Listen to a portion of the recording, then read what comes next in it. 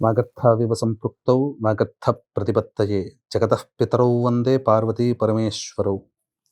ఆదిత్యాయ చ సోమాయ మంగళాయ బుధాయ చ గురుశుక్రశనిభ్యశ్చ రాహవే కేతవే నమః. శృంగేరి జగద్గురు పీఠాధిపతులకి, కంచి పీఠాధిపతులకి నమస్కారములు తెలియచేసుకుంటూ కార్యక్రమాన్ని ప్రారంభిద్దాం. వీక్షించేటువంటి ప్రేక్షకుల్లో చాలామంది మహిళలు, యువతులు చాలామంది ఉంటారు. ఇది ప్రత్యేకించి ఈ వీడియో ఎవరి కోసం అయ్యానంటే, చెబుతున్నాను వినండి. ఆర్థిక బాధలతో ఇబ్బందులు పడుతున్నటువంటి వాళ్ళు, వ్యాపారపరంగా సమస్యలతో సతమతమవుతున్న వాళ్ళు, ప్రధానంగా డబ్బుకి ఇబ్బంది పడుతున్నటువంటి వాళ్ళు, ఉద్యోగ సమస్యలు, ప్రమోషన్లు రాక, అలాగే నిరుద్యోగము అనగా ఉద్యోగం లభించక, ముఖ్యంగా కష్టాల పాలైనటువంటి వాళ్ళు, ఈ కష్టం చెప్పుకోలేం, పగవాడికి కూడా రాకూడదు ఈ కష్టాలు అని భావించే వ్యక్తుల కోసం, ఇంకా ప్రత్యేకముగా భర్త అనారోగ్యం పాలై సతమతమవుతూ హాస్పిటల్ చుట్టూ తిరగాల్సినటువంటి పరిస్థితి ఉన్న మహిళల జీవితంకి సంబంధించి, అలాగే ఆల్రెడీ వివాహమై భర్త దీర్ఘకాలం ఆయుష్మంతుడుగా ఉండాలని కోరుకునే ప్రతి మహిళ, మరియు జాతకాన్ని చూపించినప్పుడు మాంగళ్య దోషాలు ఉన్నాయి, ఈ అమ్మాయికి వివాహం కావడం కష్టం అనుకున్నటువంటి మహిళలు, యువతులు, అలాగే వివాహ ప్రయత్నాలు చేస్తున్న, వివాహం కాక ఇబ్బంది పడుతున్న వాళ్ళు, మహిళలకి, యువతులకి, ముఖ్యంగా సకల వివాహ దోషాలు తొలగిపోయే మార్గం ఈ యొక్క జ్యేష్ఠ పౌర్ణమి రోజున ఏర్పడబోతుంది. కాబట్టి ఆ మార్గంలో చెప్పిన విధానాన్ని ఆచరించి, మీరందరూ ఈ చెప్పిన సమస్యలు ఉన్న వాళ్ళందరూ ఆచరించి తరించండి. అవకాశం ఉంటే ఈ వీడియోని 10 మందికి షేర్ చేయండి, మంచి జరుగుతుంది. వాళ్ళకి మంచి జరిగితే మీకు మంచి జరిగినట్టే. అయితే ఇక వివరాల్లోకి వెళ్ళినట్లయితే, జ్యేష్ఠ మాసము, పౌర్ణమి తిథి, సోమవారము, మూలా నక్షత్రంతో కూడుకున్నటువంటిది. ముఖ్యంగా మూలా నక్షత్రాన్ని మీకు తెలియచేస్తాను. మూలా నక్షత్రానికి అధిపతి ఎవరు? కేతు. కాబట్టి కేతు ఎటువంటి పాత్రను పోషిస్తాడు? మన జీవితంలో రాహువు చెప్పి చేస్తాడు, కేతువు చెప్పకుండా చేస్తాడు. మనకు ఆకస్మికంగా వచ్చే ఇబ్బందులు కేతుగ్రహ ప్రభావం వలన కలుగుతాయి.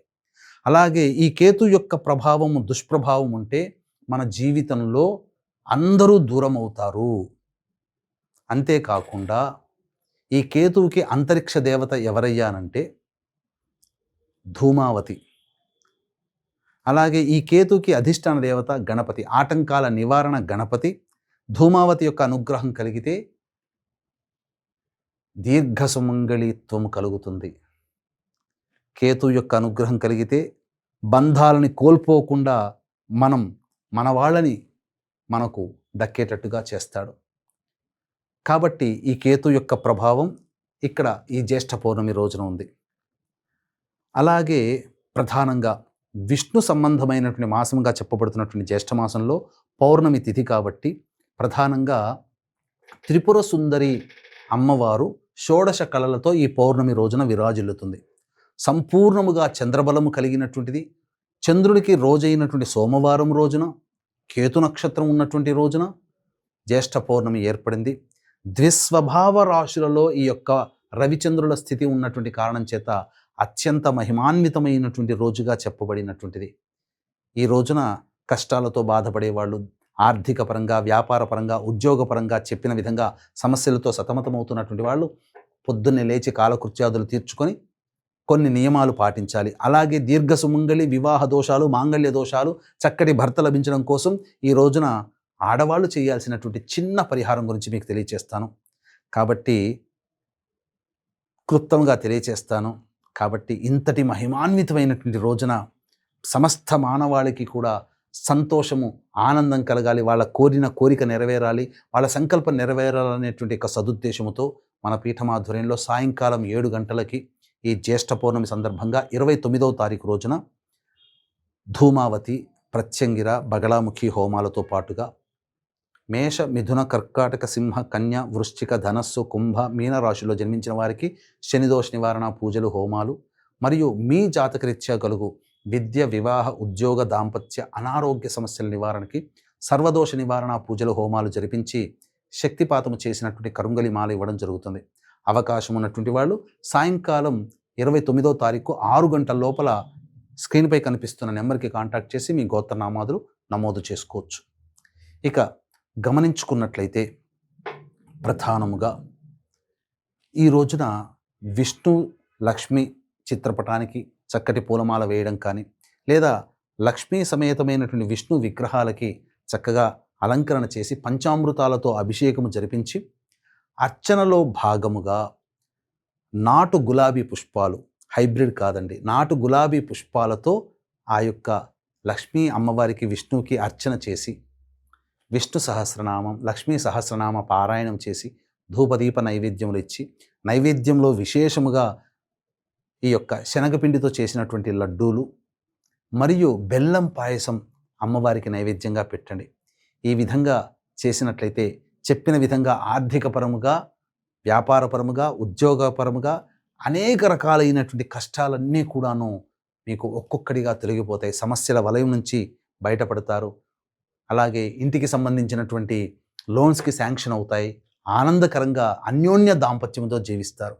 ఇక తరువాయి అందరూ ఎదురు చూస్తున్నటువంటిది, ఎవరి భర్త అయితే అనారోగ్యం పాలై హాస్పిటల్ చుట్టూ తిరుగుతున్నారో, ఏ మహిళ అయితే తన జీవితాంతం తన భర్త దీర్ఘాయుష్మంతుడిగా కోరుకోవాలని అనుకుంటుందో, ఏ యువతి అయితే తన జీవితంలో ఎన్ని ప్రయత్నాలు చేసినా వివాహాలు కాక మాంగళ్య దోషాలతో సతమతమవుతుందో, ఏ యువతి అయితే అనుకూలమైన భర్త లభించాలని కోరుకుంటుందో, అటువంటి వాళ్ళందరూ కూడా ఈ రోజున వ్రతాన్ని ఆచరించాలి. ఒక చక్కటి వ్రతం, వటవృక్ష వ్రతం, వట సావిత్రి వ్రతం. ఇది మనకు మహాభారతంలో అరణ్య పర్వంలో కనబడుతుంది. సావిత్రి సత్యవంతుల యొక్క కథ. తద్వారా అల్పాయుష్యుడైనటువంటి సత్యవంతుడైనటువంటి తన భర్తని వివాహం చేసుకోవడం ద్వారా అచిరకాలంలోనే వివాహమైన కొన్ని నెలలలోనే యమగండానికి ప్రాప్తమవ్వడం, ఆ యముడినే ఎదిరించి అనేక వరాలు పొంది తన మామకి కంటి చూపు, మళ్ళీ తిరిగి రాజ్యము, తన భర్త దీర్ఘాయుష్మంతుడు, పుత్ర పౌత్రాదులతో విరాజిల్లేటువంటి జీవితాన్ని ఆ సావిత్రిదేవి యముడి ద్వారా వరంగా పొందింది. ఈ వ్రతాన్ని ఆచరించడం వల్ల. ఎవరు చెప్పారు ఈ వ్రతాన్ని ఆచరించమని? సాక్షాత్తు నారద మునీంద్రుల వారే సావిత్రిదేవికి సెలవిచ్చినటువంటి వ్రత విధానం.